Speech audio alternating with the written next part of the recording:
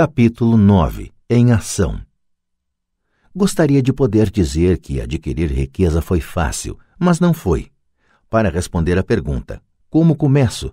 Apresento o processo pelo qual passei dia a dia. É realmente fácil encontrar bons negócios, garanto isso. É como andar de bicicleta, depois de algumas peripécias, vira um passeio. Mas quando se trata de dinheiro, a determinação para ultrapassar a fase das peripécias é uma decisão pessoal. Descobrir negócios únicos na vida de milhões de dólares exige que convoquemos nosso gênio financeiro. Acredito que em cada um de nós reside um gênio financeiro. O problema é que ele está adormecido, esperando ser despertado. Está adormecido porque nossa cultura nos educa para acreditar que o amor ao dinheiro é a raiz de todos os males. Ela nos incentiva a aprender uma profissão para que possamos trabalhar pelo dinheiro, mas não nos ensina a fazer o dinheiro trabalhar para nós. Ela nos ensina a não nos preocupar com o nosso futuro financeiro, que o governo ou a empresa cuidarão de nós quando chegar o dia da aposentadoria. Contudo, são nossos filhos formados no mesmo sistema de ensino que acabarão pagando por ela. A mensagem é trabalhar arduamente, ganhar e gastar o dinheiro, e quando ele faltar, sempre poderemos tomar emprestado. Infelizmente, 90% do mundo ocidental aceita essa teoria simplesmente porque é mais fácil encontrar um emprego e trabalhar pelo dinheiro. Se você não faz parte dessa massa, eu lhe mostrarei os 10 passos para despertar seu gênio financeiro. São simplesmente os passos que eu segui. Se quiser tentar alguns deles, ótimo. Se não, escolha os seus. Seu gênio financeiro é suficientemente esperto para desenvolver sua própria lista. Falando no Peru com um garimpeiro de 45 anos, eu lhe perguntei por que ele tinha tanta confiança em encontrar uma mina de ouro. Ele respondeu: há ouro em todo lugar. A maioria das pessoas não está treinada para vê-lo. E eu diria que isso é verdade. Quanto a imóveis, posso sair qualquer dia e achar 4 ou 5 bons negócios em potencial onde uma pessoa comum não encontra nada. Mesmo procurando no seu bairro, a razão é que ela não dedica tempo para desenvolver seu gênio financeiro. Os 10 passos a seguir são um processo que pode ajudá-lo a desenvolver os poderes que Deus lhe deu, poderes que só você pode controlar. 1. Preciso de uma razão maior do que a realidade. O poder do espírito. Se você perguntar à maioria das pessoas se elas desejariam ser ricas ou financeiramente independentes, elas responderão sim. Mas então caem na realidade. A estrada parece demasiadamente longa, com muitas montanhas a escalar. É mais fácil trabalhar pelo dinheiro e colocar o que sobra nas mãos do corretor. Certa vez conheci uma jovem que sonhava participar da equipe olímpica de natação dos Estados Unidos. Ela acordava todos os dias às 4 horas para treinar durante 3 horas antes de ir à faculdade. Ela não ia a festas com os amigos nas noites de sábado. Ela tinha que estudar para obter notas altas como todo mundo. Quando lhe perguntei o que a levava a essa ambição e a esse sacrifício sobre-humano, ela simplesmente respondeu: faço isso por mim mesma e pelas pessoas que amo. É o amor que me leva a superar obstáculos e sacrifícios. Uma razão ou um propósito é uma combinação de alguns quero e alguns não quero. Quando as pessoas me perguntam qual a razão que me levou a querer ser rico, digo que foi a combinação profunda e emocional dos quero e não quero. Listarei alguns. Primeiro, os não quero, pois são eles que criam os quero. Não quero trabalhar a vida inteira. Não quero o que meus pais aspiravam para mim, que era segurança no emprego e uma casa no subúrbio. Não quero ser um empregado. Odiava quando meu pai não assistia a meus jogos de futebol porque estava ocupado com sua carreira. Odiava ver meu pai trabalhando arduamente e o governo levando boa parte do que ele tinha obtido quando morreu. Ele não pôde nem mesmo deixar para os filhos aquilo pelo qual tinha trabalhado tanto. Os ricos não fazem isso. Eles trabalham arduamente e deixam um legado para seus filhos. Agora os quero. Quero ser livre para viajar por todo o mundo e viver o estilo de vida que gosto. Quero fazer isso ainda jovem. Quero ser simplesmente livre. Quero controlar meu tempo e minha vida. Quero que o dinheiro trabalhe para mim. Essas são minhas razões emocionais profundas. Quais são as suas? Se elas não forem suficientemente fortes, então a realidade da estrada à frente pode ser maior do que suas razões. Perdi dinheiro e tive vários fracassos, mas foram essas razões emocionais que me mantiveram de pé e me fizeram prosseguir. Queria ser livre por volta dos 40 anos, mas precisei esperar até os 47 com muitas experiências de aprendizado ao longo do caminho. Como disse, gostaria de dizer que foi fácil, mas não foi, mas também não foi duro. Sem uma forte razão ou propósito, aí sim, qualquer coisa na vida é dura. Se você não tiver um forte motivo, não faz sentido continuar ouvindo. Parecerá trabalho demais. 2. Escolho todos os dias. O poder da escolha. Esta é a principal razão pela qual as pessoas querem viver em um país livre. Queremos o poder de escolha. Financeiramente, com cada dólar que temos em nossas mãos, temos o poder de escolher nosso futuro de ricos, pobres ou classe média. Nossos hábitos de despesa refletem quem somos nós. As pessoas pobres têm simplesmente maus hábitos de despesa. Uma vantagem que eu tive em criança foi a de que gostava de jogar banco imobiliário constantemente. Ninguém me disse que banco imobiliário era só para crianças, de modo que continuei jogando adulto. Também tinha pai rico que me mostrou a diferença entre um ativo e um passivo. Sendo assim, há muito tempo, quando ainda era garoto, escolhi ser rico e sabia que tudo o que eu tinha a fazer era adquirir ativos reais. Meu melhor amigo Mike tinha uma coluna de ativos que lhe fora dada, mas ele teve que optar por aprender a mantê-la. Muitas famílias ricas perdem os ativos na geração seguinte simplesmente porque não havia ninguém treinado para ser um bom guardião dos ativos. Muitas pessoas optam por não ser ricas. Para 90% da população, ser rico é confusão demais. Então inventam de dizer coisas como não estou interessado em dinheiro, nunca serei rico, não preciso me preocupar, ainda sou jovem, quando tiver algum dinheiro vou pensar sobre meu futuro, ou meu marido, mulher, cuida das finanças. O problema dessas afirmações é que elas roubam das pessoas que pensam assim duas coisas. Uma, tempo, que é nosso ativo mais precioso, e 2, o aprendizado. Só porque você não tem dinheiro, isso não é desculpa para não aprender. Mas é uma escolha que fazemos a cada dia, a escolha do que fazer com o nosso tempo, com o nosso dinheiro e com o que pomos em nossa cabeça. É o poder da escolha. Todos nós temos escolha. Escolhi ser rico e faço essa opção a cada dia. Invista primeiro na instrução. Na verdade, o único ativo real que você possui é sua mente, o instrumento mais importante que dominamos. Como disse, cada um de nós pode escolher o que põe em sua mente uma vez alcançada a idade suficiente. Você pode ficar assistindo a MTV o dia inteiro, ou ler revistas de golfe, ou fazer um curso de cerâmica ou um curso de planejamento financeiro. Você escolhe. A maioria das pessoas simplesmente compra investimentos em lugar de aprender a investir. Uma de minhas amigas, uma mulher rica, teve recentemente seu apartamento roubado.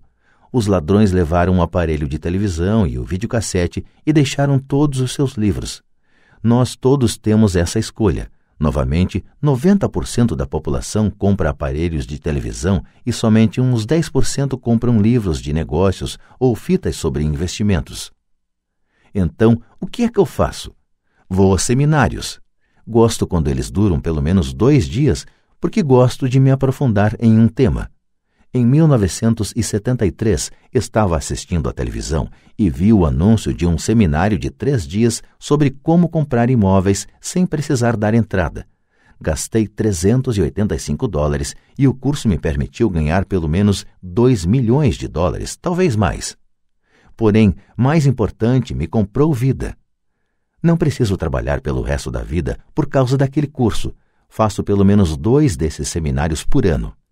Adoro fitas de áudio. A razão. Posso voltar para trás rápido. Estava ouvindo uma fita de Peter Lynch e ele disse algo de que discordei completamente. Em vez de me mostrar arrogante e crítico, simplesmente apertei o botão de retrocesso e ouvi aquele trecho da fita umas 20 vezes. Talvez até mais. De repente, mantendo minha mente aberta, entendi por que ele estava falando aquilo. Foi como uma mágica. Senti como se tivesse uma janela para a mente de um dos maiores investidores do nosso tempo.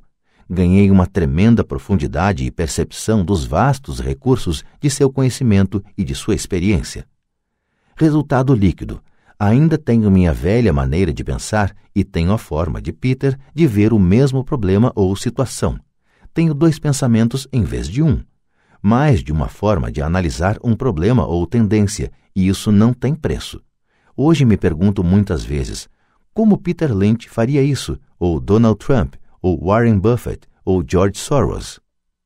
A única maneira pela qual posso acessar seu vasto poder mental é sendo suficientemente humilde para ler ou ouvir o que eles têm a dizer.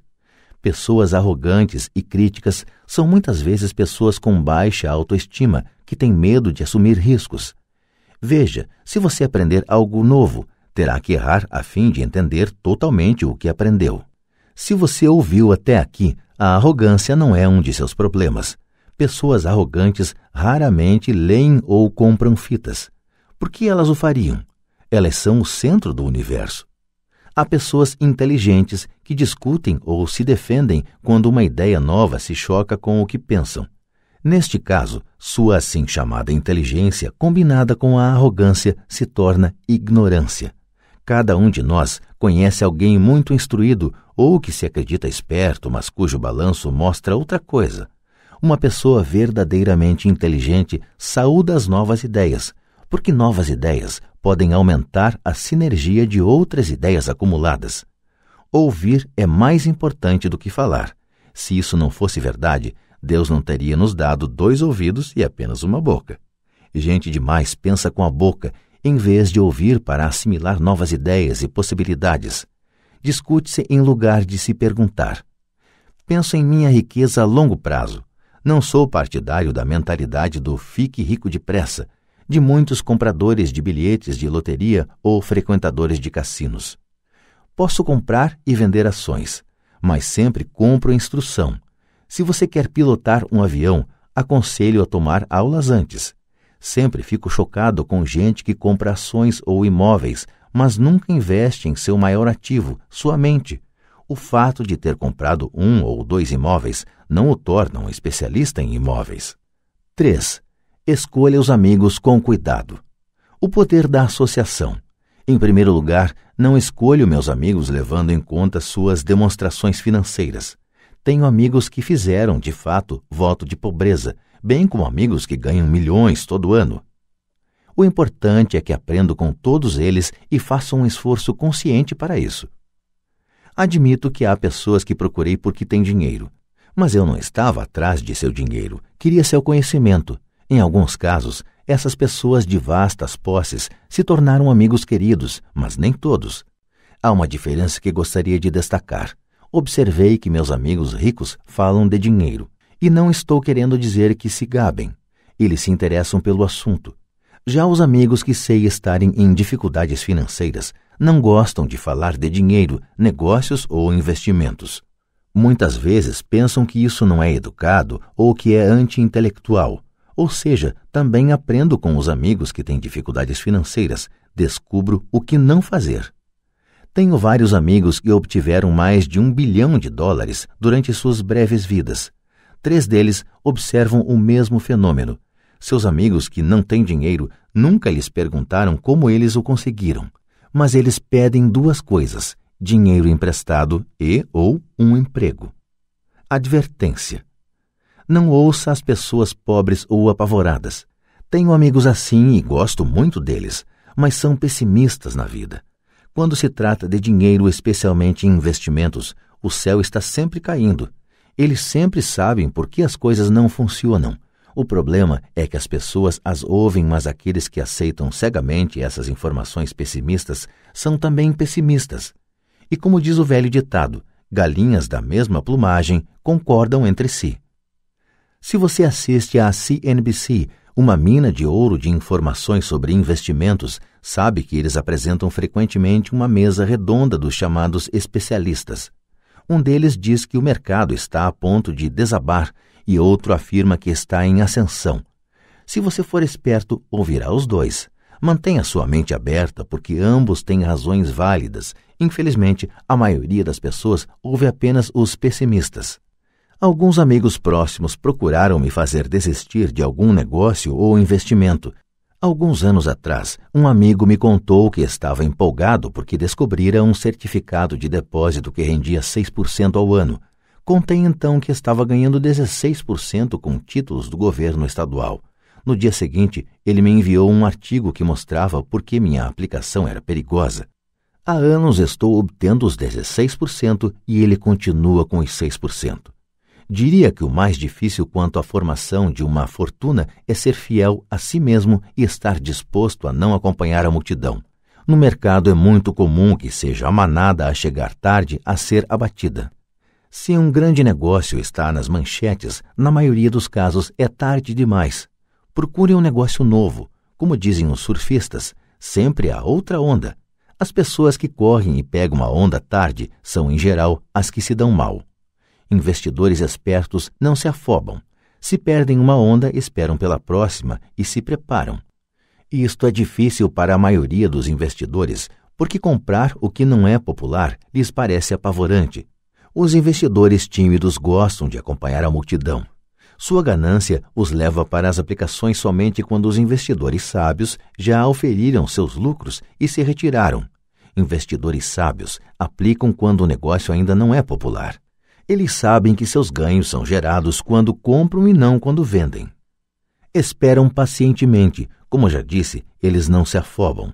Como um surfista, eles se preparam para a próxima onda. Tudo é insider trading. Há formas de insider trading que são ilegais e outras que são legais. Mas, de qualquer forma, é insider trading. A única distinção é quando você está distante do por dentro. A razão pela qual você quer ter amigos ricos que estão por dentro é porque o dinheiro é ganho aí. É informação fabricada. Você quer saber quando haverá a próxima subida, entrar e sair antes da queda seguinte. Não estou dizendo para fazer nada ilegal, mas quanto mais cedo você souber, maiores são as chances de lucro com o risco mínimo. Para isso existem os amigos, e isso é inteligência financeira. 4. Domine uma fórmula e então aprenda outra. O poder do aprendizado rápido. Para fazer o pão, todo padeiro segue uma receita, mesmo que esta só exista em sua cabeça. O mesmo se pode dizer quanto a ganhar dinheiro. Por isso, na gíria, o dinheiro é muitas vezes chamado de massa. Muitos de nós já ouvimos a expressão, você é o que você come. Eu tenho uma variação, você se torna o que você estuda. Em outras palavras, seja cuidadoso com o que você estuda e aprende, porque sua mente é tão poderosa que você se torna aquilo que você põe em sua cabeça. Por exemplo, se você estuda culinária, você tende a ser cozinheiro. Se você não quer continuar sendo cozinheiro, precisará estudar outra coisa, digamos um professor. Depois de estudar para o magistério, você muitas vezes se torna professor, e assim por diante. Escolha cuidadosamente o que você estuda. Quando se trata de dinheiro, as massas têm uma fórmula básica aprendida na escola. E essa é: trabalhe pelo dinheiro. A fórmula que vejo predominar no mundo é que todos os dias milhões de pessoas acordam e vão trabalhar, ganham dinheiro, pagam contas, conferem seus talões de cheque, compram alguns fundos mútuos e voltam ao trabalho. Essa é a fórmula ou receita básica. Se você está cansado do que está fazendo ou se não ganha o suficiente, é simplesmente o momento de mudar a fórmula com a qual você ganha dinheiro. Quando eu tinha 26 anos, fiz um curso de fim de semana chamado Como Comprar Imóveis Executados Judicialmente. Aprendi a fórmula. O passo seguinte foi ter a disciplina para pôr em ação o que eu tinha aprendido. É aí que a maioria das pessoas para. Durante 3 anos, enquanto eu trabalhava na Xerox, passava minhas horas de folga aprendendo a arte de comprar imóveis executados. Ganhei vários milhões de dólares usando essa fórmula, mas hoje isso é muito lento e há muita gente que faz o mesmo. Então, depois de ter dominado a fórmula, passei a procurar outras fórmulas. Em muitos dos casos, não usei de forma direta a informação que obtive, mas sempre aprendi algo novo. Já fiz cursos destinados a corretores especializados em derivativos, um curso de negociação de opções de commodities e um curso sobre a ciência do caos. Neste, estava fora de meu ambiente, em uma sala cheia de gente com doutorado em física nuclear e ciência espacial. Contudo, aprendi uma porção de coisas que tornaram meus investimentos em imóveis e ações mais significativos e lucrativos. Muitas instituições comunitárias de ensino superior têm cursos de planejamento financeiro e aquisição de investimentos tradicionais. São lugares ótimos para se começar. Sempre procuro a fórmula mais rápida. É por isso que, com bastante regularidade, faço mais em um dia do que muitas pessoas fazem em toda a sua vida. Outra observação secundária. No mundo em rápida mudança de nossos dias, a questão não é tanto o que você sabe, porque com frequência o que você sabe já está ultrapassado. É a rapidez com que você aprende. Esta habilidade não tem preço. Não tem preço para encontrar fórmulas, receitas, se preferir, mais rápidas de fazer dinheiro. Trabalhar arduamente pelo dinheiro é uma fórmula velha nascida nos dias do homem das cavernas. 5. Pague a si mesmo primeiro. O poder da autodisciplina. Se você não pode se controlar, não tente ficar rico. Talvez fosse bom entrar para a marinha ou alguma ordem religiosa para aprender a se controlar. É a falta de autodisciplina que leva à falência muitos ganhadores de loteria pouco depois de eles terem ganhado milhões. É a falta de autodisciplina que leva pessoas que acabaram de obter um aumento a comprar um carro novo ou fazer um cruzeiro. É difícil dizer qual dos 10 passos é o mais importante, mas de todos este é possivelmente o mais difícil de dominar, se não for parte de sua personalidade. Eu arriscaria dizer que é a falta de autodisciplina que se constitui no fator número 1 a separar ricos, pobres e classe média. Dito de forma simples, pessoas que têm baixa autoestima e reduzida tolerância à pressão financeira não poderão nunca, e quero dizer isso mesmo, nunca ser ricas. Como já disse, uma lição aprendida com o pai rico foi que o mundo vai bater em você. O mundo bate nas pessoas não porque as outras pessoas sejam ruins, mas porque os indivíduos não têm controle interno e disciplina. Quem não tem força interior muitas vezes se torna vítima daqueles que têm autodisciplina.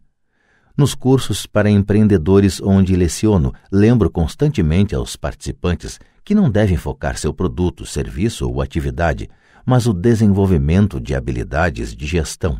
As 3 habilidades de gestão mais importantes para se iniciar um negócio próprio são: 1.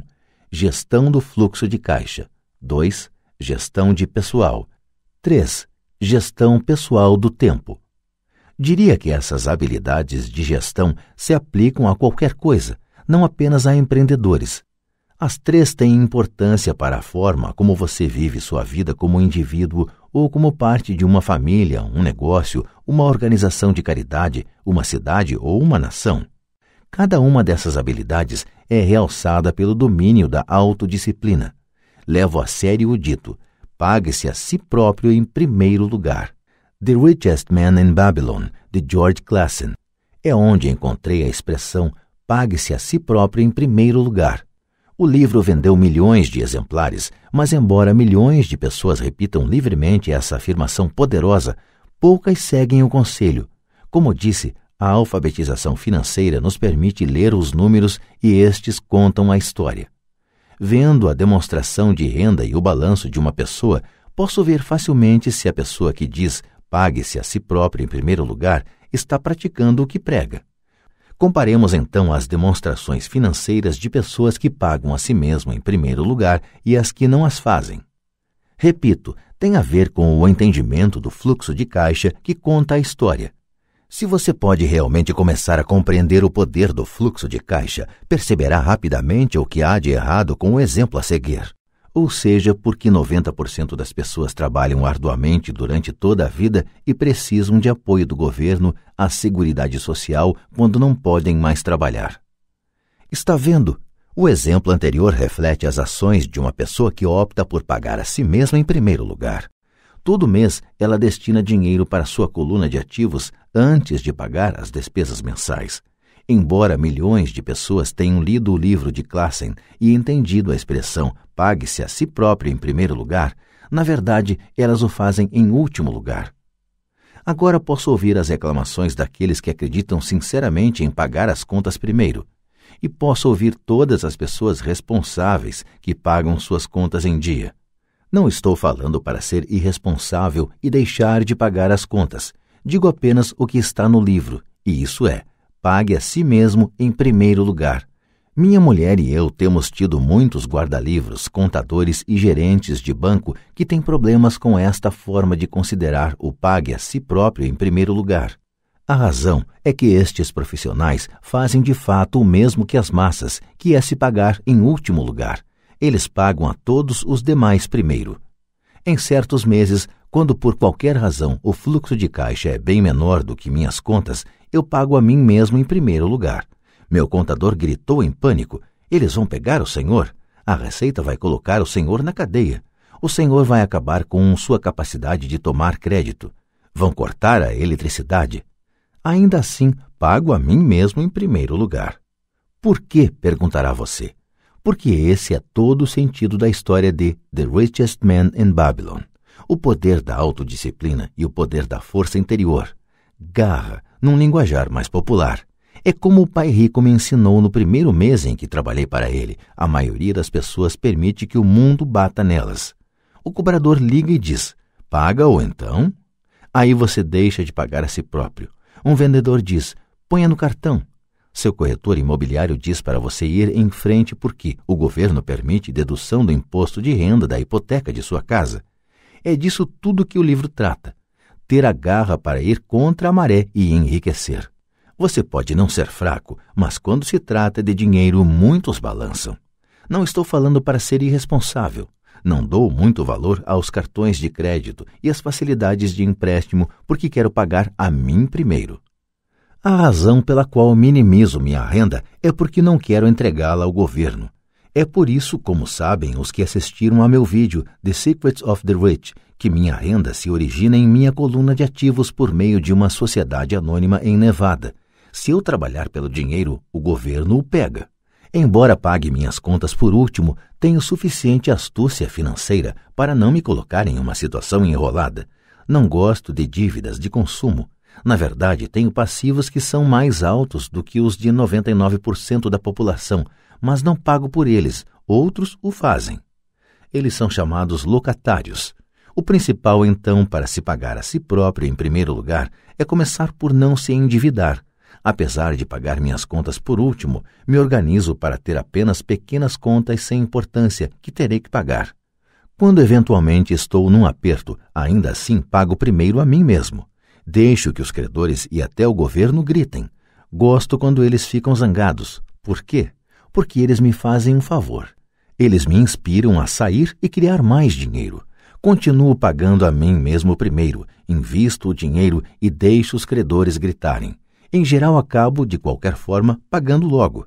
Minha mulher e eu temos excelente crédito, só que não cedemos à pressão e não gastamos nossa poupança ou liquidamos ações para pagar dívidas de consumo. Isso não é muito inteligente do ponto de vista financeiro. Portanto, a resposta é: 1. Não se endivide demais. Mantenha suas despesas reduzidas. Forme seus ativos primeiro. Então, compre uma casa maior ou um carro grande. Ficar preso na corrida dos ratos não é inteligente. 2. Quando apertado de dinheiro, não se afobe e não gaste suas poupanças ou investimentos. Use a pressão para inspirar seu gênio financeiro a descobrir novas formas de ganhar mais dinheiro e então pague as contas. Você terá aumentado sua habilidade de ganhar mais dinheiro, bem como sua inteligência financeira. Assim, muitas vezes tive problemas financeiros e usei meu cérebro para criar mais renda, enquanto defendia firmemente meus ativos.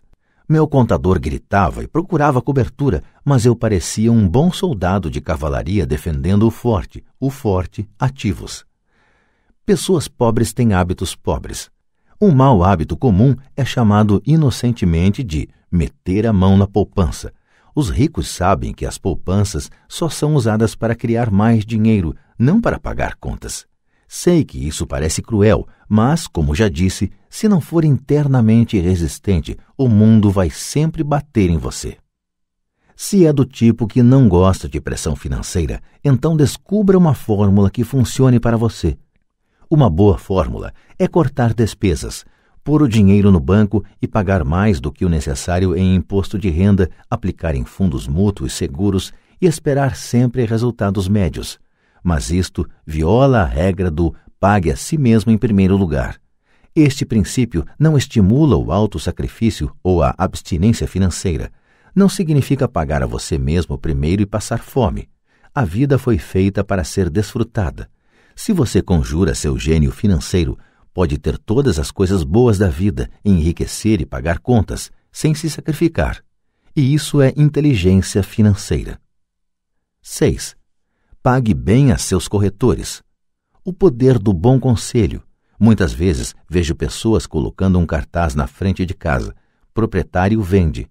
Ou vejo na televisão muita gente se anunciando como corretor de desconto. Pai Rico me ensinou a fazer exatamente o contrário. Ele acreditava que os profissionais deviam ser bem pagos e eu adotei a mesma política. Hoje tenho a meu serviço advogados, contadores, corretores de imóveis e de ações caros. Por quê? Porque e destaco o se, as pessoas são profissionais, seus serviços devem render dinheiro para você. E quanto mais dinheiro ganharem, mais eu ganho. Vivemos na era da informação. A informação não tem preço. Um bom corretor deve lhe oferecer informação e dedicar tempo para instruir você. Tenho vários corretores dispostos a fazer isso por mim. Alguns me ensinaram quando eu tinha pouco ou nenhum dinheiro e até hoje trabalho com eles. O que pago a um corretor é pouco em comparação com o dinheiro que posso ganhar em consequência das informações que eles me trazem. Adoro quando meu corretor de imóveis ou de ações ganha muito dinheiro. Em geral, isso significa que ganhei muito dinheiro também.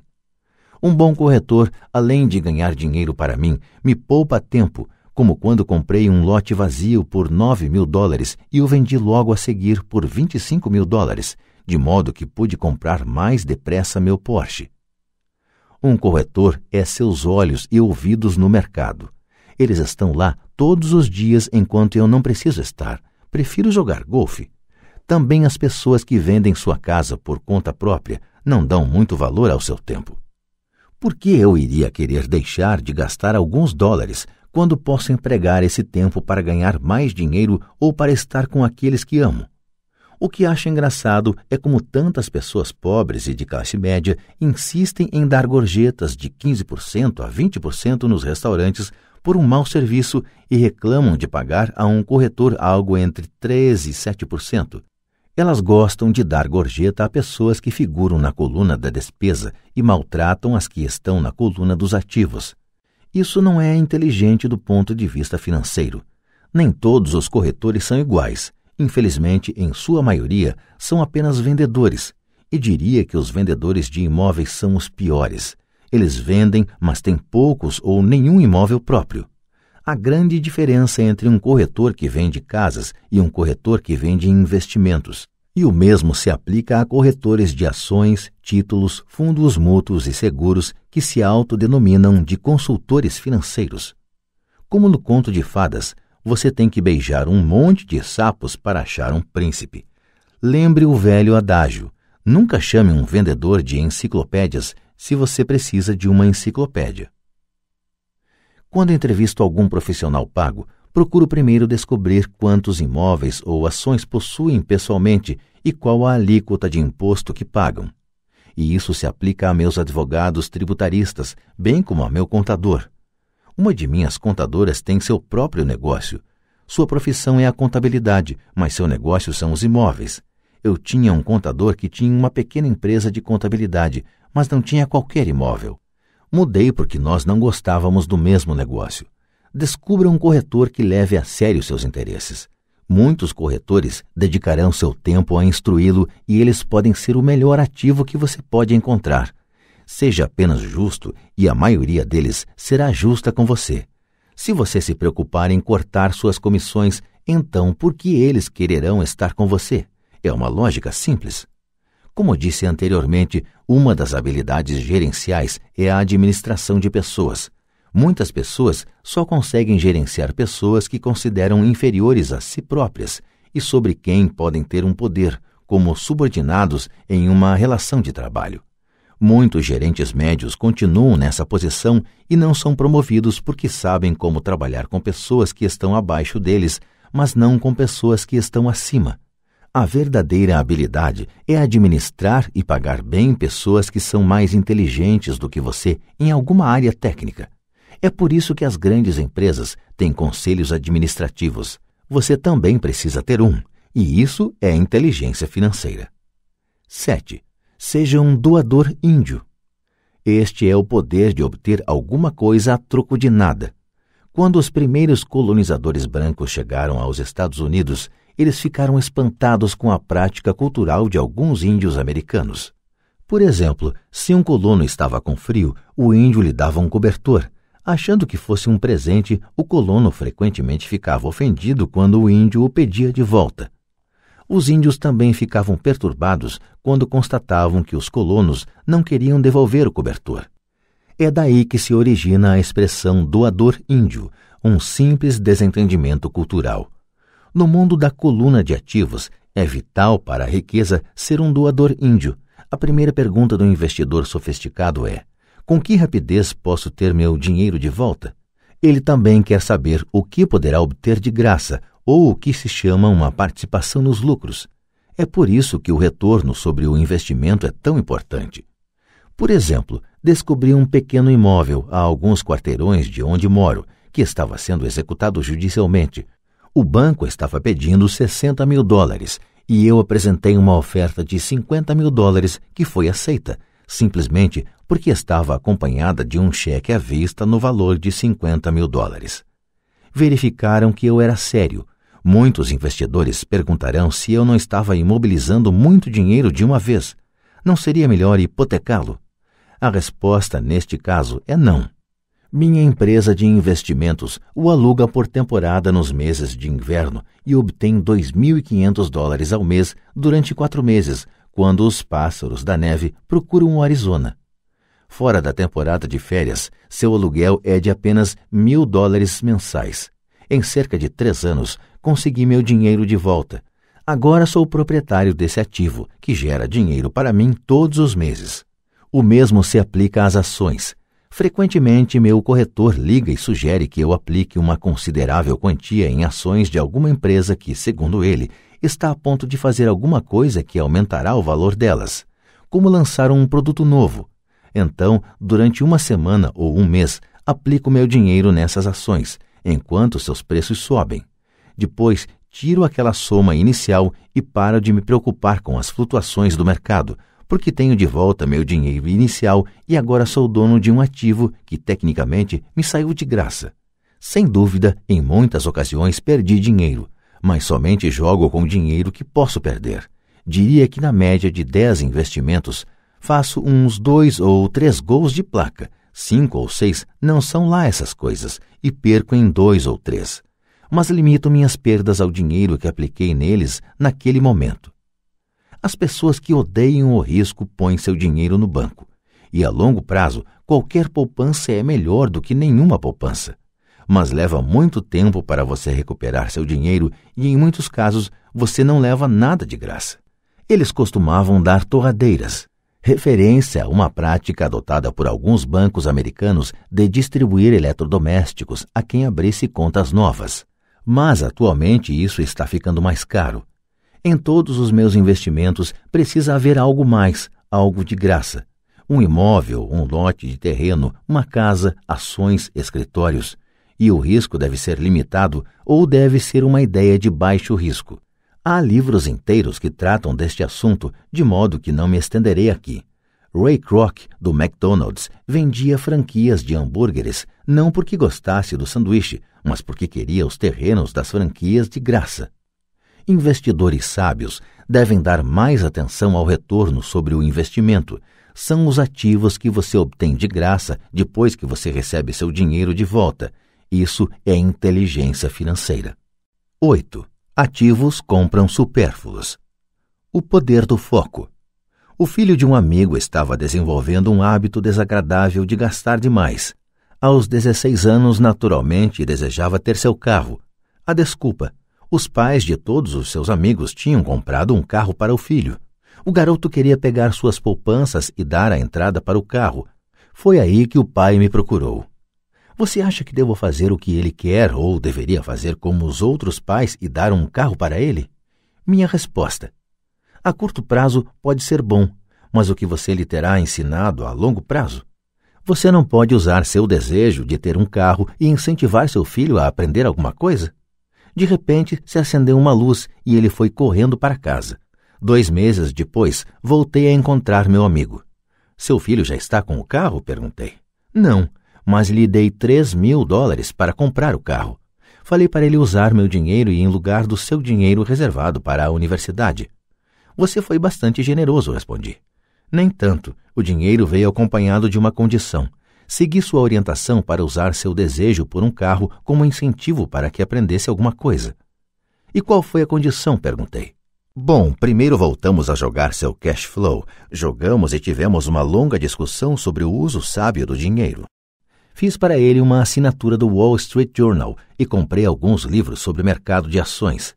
E daí? Indaguei. O que fez? Falei que os $3.000 eram dele, mas que ele não poderia comprar o carro direto. Ele deveria usar o dinheiro para comprar e vender ações, achar seu próprio corretor, e quando tivesse ganho $6.000, metade ele poderia usar para comprar o carro, e o resto devia colocar na poupança para pagar a faculdade. E o resultado? Continuei. Bem, teve sorte nos primeiros negócios, mas daí a pouco perdeu tudo. Então começou a ficar interessado de verdade. Hoje ainda lhe faltam uns $2.000 e está mais interessado ainda.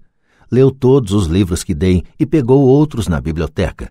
Lê avidamente o Wall Street Journal, acompanhando os indicadores, e assiste à CNBC em vez da MTV, e está aprendendo muito. Ele sabe que se perder dinheiro vai ter que andar a pé mais uns 2 anos, mas não está preocupado. Já nem liga tanto para o carro porque encontrou algo mais divertido para fazer. E se ele perder todo o dinheiro? Perguntei. Aí vamos ver. Prefiro que ele perca tudo agora do que ter que esperar chegar à nossa idade para arriscar a perder tudo. E além do mais, esses são os melhores $3.000 que gastei com sua educação. O que está aprendendo vai lhe servir por toda a vida e ele parece ter adquirido mais respeito pelo poder do dinheiro. Acho que parou de torrá-lo. Como já falei na sessão, pague a si mesmo em primeiro lugar. Se uma pessoa não domina o poder da autodisciplina, é melhor nem tentar ficar rico. Embora o processo de gerar fluxo de caixa a partir da coluna de ativos seja fácil, é a fortaleza mental de direcionar o dinheiro que é difícil. Devido às tentações externas, é mais cômodo neste mundo de consumismo torrar o dinheiro na coluna das despesas. A falta de fortaleza mental leva a permitir que o dinheiro flua pelos caminhos de menor resistência. Darei um exemplo numérico de inteligência financeira, especialmente a capacidade de usar dinheiro para ganhar mais dinheiro. Se eu der a 100 pessoas $10.000 no início do ano, acho que ao fim do ano, 80 não terão mais nada. De fato, elas terão aumentado seu endividamento usando o dinheiro para dar entrada na compra de carro novo, geladeira, televisor, gravador de vídeo ou em viagem de férias. 16 terão aumentado esses $10.000 em torno de 5% a 10%. 4 terão aumentado a soma para $20.000 ou para alguns milhões. Estudamos para aprender uma profissão de modo a poder trabalhar pelo dinheiro. Na minha opinião, é também importante aprender a fazer o dinheiro trabalhar para nós. Gosto de meus supérfluos tanto quanto qualquer outro ser humano. A diferença é que algumas pessoas compram seus supérfluos em prestações. É a armadilha de querer imitar o vizinho. Quando eu quis comprar um Porsche, o caminho mais fácil foi procurar o gerente do banco e conseguir um financiamento. Em lugar de me preocupar com a coluna do passivo, decidi me concentrar na coluna dos ativos. Como de hábito, empreguei meu desejo de consumir para me inspirar e motivar meu gênio financeiro a investir. Constantemente nos preocupamos em obter as coisas que desejamos em vez de nos concentrarmos em criar dinheiro. É mais fácil a curto prazo, porém mais duro a longo prazo. É um mau hábito em que incorremos como indivíduos e como nação. Lembre, o caminho mais fácil muitas vezes se transforma no mais áspero e o caminho árduo muitas vezes se torna suave. Quanto mais cedo você se disciplinar e aqueles que ama para dominar o dinheiro, tanto melhor. O dinheiro é uma força poderosa. Infelizmente, as pessoas usam esse poder contra elas mesmas. Se sua inteligência financeira for pouca, o dinheiro escorrerá de suas mãos, será mais esperto que você. Se o dinheiro for mais esperto, você trabalhará toda a sua vida. Para ser o senhor do dinheiro, você precisa ser mais esperto do que ele. Então o dinheiro fará o que você mandar. Ele lhe obedecerá. Em vez de ser escravo, você será o senhor. Isso é inteligência financeira. 9. A necessidade de heróis. O poder do mito. Quando eu era garoto, admirava profundamente Willie Mays, Hank Aaron e Yogi Berra. Eles eram meus heróis. Quando garoto, jogando no beisebol infantil, queria ser como eles. Seus cartões de beisebol eram meu tesouro. Queria saber tudo a respeito deles. Conhecia suas estatísticas, suas jogadas, quanto ganhavam e como tinham ascendido aos times profissionais. Queria saber tudo porque queria ser como eles. Quando aos 9, 10 anos de idade pulava para arremessar ou apanhar a bola, não era eu, era Yogi ou Hank. É uma das formas mais poderosas de aprender que frequentemente esquecemos ao chegar à idade adulta. Perdemos nossos heróis, perdemos nossa ingenuidade. Hoje, observo os garotos jogando beisebol perto de casa. Na quadra, não é o Joãozinho, é Michael Jordan, Sir Charles ou Clyde. Copiar ou emular heróis é um aprendizado poderoso. É por isso que quando alguém como O.J. Simpson cai em desgraça, há um clamor tão grande. É mais do que um simples julgamento, é a perda de um herói, alguém com quem crescemos, que observamos e quisemos imitar. De repente, precisamos nos livrar dessa pessoa. Quando cresci, encontrei novos heróis. Tenho heróis como Peter Jacobsen, Fred Couples e Tiger Woods. Imito suas jogadas no golfe e faço o possível para ler tudo a respeito deles. Também tenho heróis como Donald Trump, Warren Buffett, Peter Lynch, George Soros e Jim Rogers. Em minha maturidade, acompanho suas estatísticas como o fazia com meus heróis do beisebol. Acompanho os investimentos de Warren Buffett e leio tudo sobre suas opiniões a respeito do mercado. Leio o livro de Peter Lynch para entender como ele escolhe suas ações. E leio sobre Donald Trump, tentando descobrir como ele negocia e monta operações. Da mesma maneira que não era eu no campo de beisebol, quando estou no mercado ou fechando um negócio, estou agindo subconscientemente com a ousadia de Trump. Ou, ao analisar uma tendência, procuro pensar em como Peter Lynch o faria. Tendo heróis, me aproprio de uma fonte imensa de gênio em estado puro. Mas heróis fazem mais do que simplesmente inspirá-lo. Heróis fazem com que as situações pareçam fáceis. Ao fazer parecerem fáceis, nos convencem a querer ser como eles. Se eles conseguiram, eu também posso. Quando se trata de investimentos, há gente demais para complicar. Procure heróis que façam as situações parecerem fáceis. 10. Ensina e receberás. O poder da doação. Ambos os meus pais eram mestres. Pai Rico me ensinou uma lição que me acompanha toda a vida, e essa foi a necessidade de ser caridoso ou de doar. Meu pai instruído doava muito na forma de tempo ou conhecimento, mas quase nunca doava dinheiro. Como já mencionei, ele costumava dizer que doaria quando tivesse algum dinheiro sobrando, só que raramente sobrava algum dinheiro. Pai Rico doava tanto dinheiro quanto ensinamentos. Ele acreditava firmemente na troca. Se você deseja algo, primeiro você precisa dar, dizia sempre. Quando tinha pouco dinheiro, ele simplesmente doava dinheiro à igreja ou a alguma instituição de caridade. Se eu tivesse de passar apenas uma única ideia para você, seria esta. Sempre que você sentir falta ou escassez de alguma coisa, doe antes o que você quer e isso retornará para você aos montes. Isso é verdadeiro para dinheiro, sorrisos, amor, amizade. Sei que muitas vezes isso é a última coisa que se deseja fazer, mas para mim sempre funcionou. Apenas confio em que o princípio da reciprocidade funciona e dou o que desejo. Se quero dinheiro, dou dinheiro e ele volta multiplicado. Se desejo vendas, ajudo alguém a vender e as vendas aparecem para mim. Se desejo contatos, ajudo alguém a obter contatos. E como num passe de mágica, os contatos vêm para mim. Há muitos anos ouvi algo assim. Deus não precisa receber, mas os homens precisam doar. Pai Rico dizia com frequência, Os pobres são mais gananciosos do que os ricos. Ele então explicava que, se uma pessoa era rica, essa pessoa oferecia algo que os outros desejavam. Ao longo de minha vida, em todos estes anos, sempre que senti necessidade de dinheiro ou de auxílio, procurava no fundo de meu coração o que eu queria e decidia doá-lo antes. Ao fazê-lo, o que eu doava sempre retornava para mim. Isso me lembra a história do cara sentado com lenha nos braços numa noite gelada, e ele gritava para a lareira à sua frente: "Quando você me esquentar um pouco, eu ponho um pouco de lenha dentro de você." Quando se trata de dinheiro, amor, felicidade, vendas e contatos, tudo o que a gente precisa lembrar é doar primeiramente o que se deseja, e isso retornará aos montes para nós. Muitas vezes, apenas o processo de refletir sobre o que você deseja e como você o poderia doar para alguém desencadeia uma torrente de generosidade. Sempre que sinto que as pessoas não estão sorrindo para mim, simplesmente começo a sorrir e a cumprimentar, e como por milagre, de repente há mais gente sorrindo à minha volta. É verdade que seu mundo é apenas um espelho de você. Por isso digo, ensina e receberás. Descobri que quanto mais sinceramente ensino aos que estão desejosos de aprender, tanto mais aprendo. Se você quer aprender sobre dinheiro, ensine a alguém. Uma torrente de novas ideias e distinções mais sutis surgirá. Houve momentos em que doei e nada retornou, ou em que o que recebi não era o que eu desejava. Mas depois de refletir e examinar minha alma, concluí que, em vez de doar por doar, eu estava doando para receber. Meu pai ensinava a professores e se tornou mestre dos mestres. Pai rico sempre ensinava aos jovens seu jeito de fazer negócios.